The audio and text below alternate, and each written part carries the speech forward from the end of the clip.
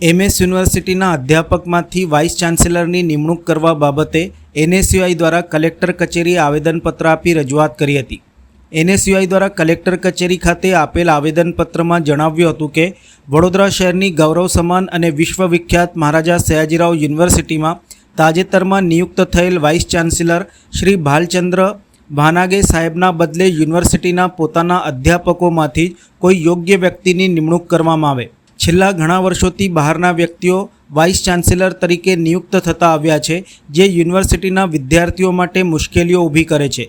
બહારથી આવેલા વાઇસ ચાન્સેલરો ઘણીવાર યુનિવર્સિટીના આંતરિક પ્રશ્નો અને પરિસ્થિતિઓથી અજાણ રહે છે। પરિણામે વિદ્યાર્થીઓના હિતોને યોગ્ય ન્યાય મળતો નથી અને યુનિવર્સિટીની પ્રતિષ્ઠા પણ નુકસાન પામે છે।